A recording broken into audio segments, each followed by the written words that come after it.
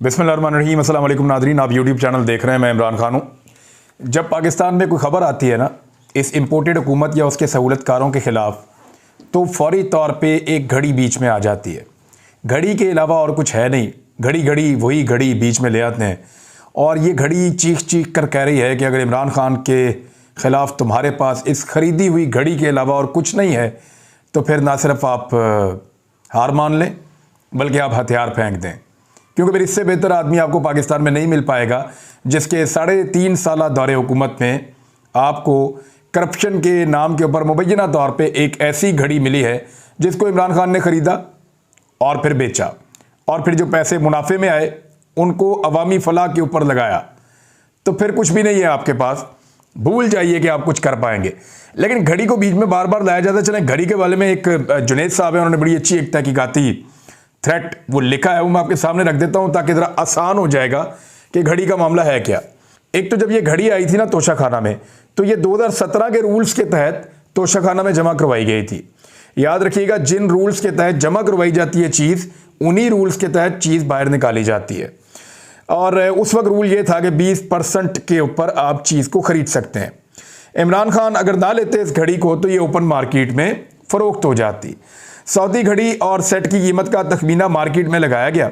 FBR के माहिरीन ने यह तखमीना लगाया और ये 10 करोड़ रुपए उस वक्त बने थे। इमरान खान ने इसको ख़रीदने का फ़ैसला किया, अगर ना ख़रीदते तो ये ओपन मार्केट के अंदर बिक जाती। 2017 के रूल के तहत इमरान खान ने इस तोहफे को ख़रीदा। 4 माह बाद तक अदायगी के इमरान खान सब पाबंद थे। 2017 के रूल के तहत इमरान खान ने तोहफा की कीमत के 20% अदा करने थे, यानी 2,01,78,000 रुपए वो उन्होंने अदा कर दिए। इमरान खान ने 4 माह की मुद्दत के अंदर अंदर ये पैसे देने थे, क्योंकि 2017 का रूल ये कहता था। तो इमरान खान साहब ने 22 जनवरी 2019 को इसकी अदायगी कर दी। इस घड़ी को इमरान खान ने 5 करोड़ 10 लाख रुपए में फ़रोख्त किया और ये रकम bank Al Falah blue area branch में जमा हुई और इसकी बैंक स्टेटमेंट भी मौजूद है। अच्छा, इस घड़ी को जो इमरान खान साहब ने ख़रीदा उस पर जो उनको मुनाफा हुआ और उसके ऊपर भी एक गेन टैक्स था जिसको कैपिटल गेन टैक्स कहते हैं, वो भी बहुत बड़ी तादाद में मिलियंस के अंदर था। वो पैसा भी इमरान खान साहब ने जमा किया और उसका बाकायदा रसीद और रिकॉर्ड मौजूद है। उसके बाद इस सारे अमल में कुछ गैर कानूनी नहीं है, यानी सिंपली इमरान खान। और अब 2 सवाल उठाए जाते हैं ना। एक तो सवाल ये उठाया जाता है कि उमर फारूक ज़हूर के पास ये घड़ी कहां से आई। पहला सवाल ये उठाया जाता है, तो उसका जवाब तो वही देगा उसने कहां से ली है। उसने कहा मैंने फराह खान से ली है अप्रैल 2019 में, और अप्रैल 2019 में फराह खान से मैंने दुबई में बैठ के ली है। फराह खान दुबई में ट्रैवल ही नहीं की अप्रैल 2019 में, तो ये तो झूठ यहीं पे पकड़ा गया। अब उससे पूछें, मेरी इत्तला के मुताबिक मुबैना तौर पर जो मुझे बताया गया है, और बिल्कुल ये बात दुरुस्त साबित हो सकती है, क्योंकि उमर फारूक ने इस घड़ी को ख़रीदा ही नहीं। ये घड़ी उमर फारूक को दी गई है मैनेज करके और उससे सारी स्टोरी करवाई गई है, कुछ लोग ये भी कह रहे हैं। और उसके बाद ये घड़ी वापस चली जाएगी उमर फारूक से भी। लेकिन अगर उसने ख़रीदी भी है तो उसने तब नहीं ख़रीदी जब का कहा जा रहा है, तब तो वो इस्लामाबाद में बिकी थी। एक ख़रीदार को भी मार्केट में लाया गया है, शफीक को, और शफीक जब बयान दे रहा है ना तो वो उसका बयान देने से ही पता चल रहा है, बेचारा लिखा हुआ स्टेटमेंट पढ़ रहा है और अच्छा खासा सॉफ्टवेयर उसका अपडेट हुआ है। वो कह रहा है जी मेरा तो कारोबार बंद हो गया, मेरा ये भी बंद हो गया, मैं बहुत परेशान हूँ इस घड़ी की वजह से। भाई क्यों? कोई आदमी अपना कारोबार बंद नहीं करता है घड़ी की वजह से, कोई परेशान नहीं होता है घड़ी की वजह से। और वो ऐसा लग रहा था डरा हुआ और सहमा हुआ आदमी है और वो एक बयान दे रहा था। तो जिन्होंने घड़ी वाला खेल खेला है वो बहुत बुरी तरह एक्सपोज हो गए हैं। आखिरी सवाल जो इसमें उठाया जाता है वो ये कि जब इमरान खान साहब ने दिसंबर 2019 में कानून तब्दील कर दिया था और कानून ये कहता था कि आपने अब जो भी तोहफा खरीदना है 50% की कीमत पे खरीदना है, तो फिर इमरान खान साहब ने 20% क्यों दिए? तो मैंने आपको उसकी वजह बताई है कि जिन रूल्स के तहत तोहफा तोशाखाना में जमा होता है वो वाला तोहफा उन्हीं रूल्स के तहत बाहर निकलता है। जब इमरान खान साहब ने दिसंबर 2018 के अंदर कानून तब्दील किया, उसके बाद जो तोहफा तोशाखाना के अंदर आया वो 50% के ऊपर बाहर निकला। उससे पहले वाले जो आए, कानून बनने से पहले जो है, रूल तब्दील होने से पहले जो है, वो अपनी पुरानी 20% वाली के ऊपर बाहर निकले। तो कानूनी तौर पे कुछ गलत नहीं है, लेकिन इसको लाया क्यों जाता है? क्योंकि 2 खबरें आई थी। एक, अरशद शरीफ शहीद, उनकी जो फैक्ट फाइंडिंग कमेटी की एक रिपोर्ट सामने आई थी जो सुप्रीम कोर्ट ऑफ पाकिस्तान में गई, जो मीडिया के पास गई, जिसके कुछ हिस्से मीडिया ऑन एयर कर सकता है और कुछ को नहीं कर सकता, वो रिपोर्ट ने तहलका मचाया हुआ है। और उस रिपोर्ट के आने के बाद बहुत सारे ताकतवर लोगों को तशवीश है, तो फौरी तौर पे घड़ी वाला मामला लाया गया। एक और ऑडियो मार्केट में इंट्रोड्यूस की गई, उसमें जुल्फी बुखारी की और मुबैना ऑडियो है खातून अव्वल साबका उनकी, इमरान खान साहब की अहलिया। अब जुल्फी बुखारी साहब का स्टेटमेंट आया कि बच्चे भी बना लेते हैं कॉलेज के इस तरह का कॉपी पेस्ट किस्म का ऑडियो, और उस ऑडियो के बारे में मुख्तलिफ लोग कह रहे हैं। वो कह रहे जी मैं चैलेंज करता हूँ, ना मेरे पास घड़ी आई और ना मैंने इस घड़ी को बेचा है, ना मैंने लिया है, ना मैंने इसको बेचा है। इसका फॉरेंसिक करवाया जाए और जो फॉरेंसिक कराएगा उसके पैसे मैं दूंगा। वैसे लोकली इसका फॉरेंसिक हुआ है और हंस मसरूर बदवी साहब हैं, उन्होंने इसका किया है फॉरेंसिक अपने तौर पे। उन्होंने कहा वैसे तो पूरी ऑडियो ही फजूल की एडिट है, जैसा कि आप मेरे फॉरेंसिक में देखेंगे तो जगह जगह आवाज़ की पिच बदल रही है, लेकिन एक जगह एडिट वाला बहुत बड़ी गड़बड़ कर गया है। घड़ियां हैं और उन्होंने बेच में एक झटका है जहां आवाज की पिच नहीं डाली हुई है। ये जो पोर्शन है जहां पे एक घड़ियां है और उन्हें बेच, इनके बीच में एक जगह पे एक झटका आता है जहां पे एक नई पिच बीच में आवाज के अंदर डाली गई है, और सिंगल रिकॉर्डिंग में ये पिच ऐसे नहीं बदल सकती, ये मुमकिन नहीं है। लोकल फॉरेंसिक के अंदर तो पता चल गया है कि ये भी एक कहानी है, जैसे पहले कहानियां दी जाती हैं, तो अब ये एक और फॉरेंसिक भी आ गया, उसके अंदर भी आपके सामने चीजें आ गई हैं। लेकिन फिलहाल ये है कि इसको लाने का मकसद ये है कि दो बड़ी खबरें उनको छुपा लिया जाए। एक तो अरशद शरीफ शहीद की जो फैक्ट फाइंडिंग की कमेटी की रिपोर्ट है, वो रिपोर्ट के ऊपर ज्यादा डिस्कशन ना हो, क्योंकि उसमें बड़े नाम आ रहे हैं।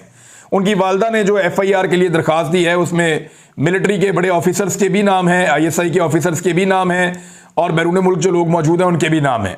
तो वो ये भी कोशिश है कि उसकी भी डिस्कशन कम से कम हो। लेकिन एक और बड़ी खबर इसके बीच में आई है, उसकी तफसीलात मैं आपके सामने रख देता हूं। सलमान शहबाज को जमानत मिल गई है। सलमान शहबाज जो है उन्हें जमानत फराहम कर दी गई है कि वो पाकिस्तान आ सकते हैं। 13 दिसंबर तक उन्हें गिरफ्तार नहीं किया जाएगा FIA की जानिब से। सलमान शहबाज वो शख्सियत हैं, जब भी कभी हमजा शहबाज से या शहबाज शरीफ साहब से इंक्वायरी की गई तो ये दोनों बाप बेटा हमेशा कहते रहे हमें कुछ पता नहीं, जो पता है सलमान शहबाज को पता है, जो किया है उसने किया है, जो लेना देना था उसका था। और ये वो आदमी था जो 4 साल से पाकिस्तान से मफरूर था, भागा हुआ था। अब वो ये कह रहा है कि मैं जिला वतन था। जिला वतन का मतलब ये होता है कि किसी को पकड़ो, पकड़ के एग्जीक्यूट करो, उसको जो है वो निशाना बनाओ और उसके बाद उसको जबरदस्ती मार के मुल्क से बाहर निकाल दो और ये ऐलान कर दो कि ये इस मुल्क में वापस नहीं आएगा। इसको कहते हैं जिला वतनी। फिर सुन लें, जिसको जबरदस्ती मार कूट के मुल्क से बाहर सजा के तौर पे निकाल दिया जाए वो होता है जिला वतनी। और जो शख्स मुल्क से भागकर चला जाए उसको कहते हैं मफरूर और इश्तिहारी। तो ये शख्स जो है वो अपने केसेस से बचने के लिए भागकर पाकिस्तान से बाहर गया था, लिहाजा ये मफरूर और इश्तिहारी है। ये केस है क्या जिसमें सलमान शहबाज के मुख्तलिफ केसेस हैं, लेकिन मैं एक केस इस वीडियो में बताऊंगा, बाकी आपको बाद में बताऊंगा। केस का पस मंजर यह है कि 23 जून 2020 को काबीना से मंजूर शुदा शुगर इंक्वायरी कमीशन और एक्शन मैट्रिक्स के नताइज के मुताबिक FIA anti corruption circle Lahore में एक इंक्वायरी शुरू की गई। शुगर इंक्वायरी कमीशन ने इंक्वायरी के दायरा कार में पाकिस्तान पीनल कोड और एंटी मनी लॉन्ड्रिंग एक्ट 2010 के तहत मुख्तलिफ शुगर मिलों के माली मामलात को चेक करने का मुतालबा किया कि उनका ऑडिट किया जाए। तहकीकात के दौरान शवाहिद मिले और यह साबित हुआ कि शहबाज शरीफ खानदान की मलकियत अल अरेबिया और रमजान शुगर मिल लिमिटेड एक मुनज़्ज़म मेगा मनी लॉन्ड्रिंग और माली फ्रॉड में मुलव्वस थी, यानी ये माली फ्रॉड भी करती हैं और मनी लॉन्ड्रिंग भी करती हैं। जाली बैंक अकाउंट्स 2008 से 2018 के दरमियान उनका ऑपरेशन शुगर इंक्वायरी कमीशन की रिपोर्ट से कहीं ज्यादा वसी निकला। यानी जो शुगर इंक्वायरी रिपोर्ट है उससे बहुत बड़ा उनका वहां पे एक नेटवर्क था। वो क्या कर रहे थे, किस तरह से वो जाली अकाउंट्स में काम कर रहे थे, इस सिलसिले में FIA लाहौर में FIR का अंदराज किया गया, जिसमें 57 जाली अकाउंट्स का इंकशाफ हुआ जो शरीफ खानदान के मुलाजमों के नाम पर थे। इन अकाउंट्स में 25 अरब रुपए की रकम जमा करवाई गई थी। अब जरा उनकी तफसील भी आप देख लें। मकसूद चपड़ासी आपको याद होंगे, थोड़ी सी इनकी तनख्वाह थी, लेकिन 3.7 अरब रुपए इनके अकाउंट में थे, यानी 370 करोड़ रुपए इनके अकाउंट में थे। उसके बाद जी एक और अकाउंट है, ये जी 2.8 अरब रुपए का, यानी 280 करोड़ रुपए 2008 से 2010 के दरमियान चलता रहा। और मकसूद चपड़ासी तो आपको पता ना अचानक हार्ट अटैक से फौत हो गया, जैसे डॉक्टर रिजवान फौत हो गए थे, जैसे दीगर लोग 4 गवाह इसके फौत हो गए हैं इस केस के। अच्छा, इसमें एक कंपनी बनाई गई थी अल फखरी ट्रेडर्स के नाम से, और हाजी नईम नाम का आदमी था जो एक मोहल्लादार भी है और दोस्त भी है मुश्ताक चीनी वाला का। तो इनके अकाउंट के अंदर भी इतने पैसे थे, और 250 करोड़ रुपया जो है वो एक और फेक कंपनी बनाई गई थी वारिस ट्रेडर्स के नाम से। ये वारिस के नाम पे बनाई थी। ये ड्राइवर था मुश्ताक चीनी का, और मुश्ताक चीनी आपको पता है शहबाज शरीफ का फ्रंटमैन था। इसके बाद जी 175 करोड़ रुपए का एक और अकाउंट मोहम्मद असलम के नाम के ऊपर, और इसके अलावा 167 करोड़ रुपए का एक और अकाउंट क्लर्क अजहर अब्बास के नाम के ऊपर। इसके बाद 157 करोड़ रुपए का एक और अकाउंट क्लर्क गुलाम शब्बर के नाम के ऊपर। इसके अलावा 155 करोड़ रुपए का एक और अकाउंट अब्दुल जब्बार के नाम के ऊपर, और ये जो था वो एक सप्लायर था, छोटा था वहां पे। और इसके बाद एक और 142 करोड़ रुपए का अकाउंट, और वो क्लर्क था खिदर हयात, उसके नाम के ऊपर। एक और अकाउंट 137 करोड़ रुपए का, और वो कैसर अब्बास के नाम के ऊपर। इनके आईडी कार्ड भी लिखे हुए हैं साथ, इनके अकाउंटों के नाम और नंबर हर चीज साथ साथ मौजूद है मेरे पास, लेकिन तफसील में मैं जा नहीं रहा। 128 करोड़ का एक और अकाउंट, ये भी एक चपड़ासी था गुलजार ए खान, इसके नाम के ऊपर। और गुलजार अहमद खान जो है 7 फरवरी 2015 को इनका इंतकाल हो गया, लेकिन इसकी डेथ के बाद भी इसका अकाउंट ऑपरेट होता रहा। यानी ये आदमी मरने के बावजूद अपने अकाउंट को ऑपरेट करता रहा। इसकी रूह के जरिए से अकाउंट ऑपरेट हुआ है। यह जादू भी सिर्फ सलमान शहबाज कर सकता था। 125 करोड़ रुपए का एक और अकाउंट सैयद मोहम्मद अकबर के नाम का, और इसके बाद एक और अकाउंट है 118 करोड़ रुपए का, और यह भी क्लर्क, इसका नाम है इकरार हुसैन।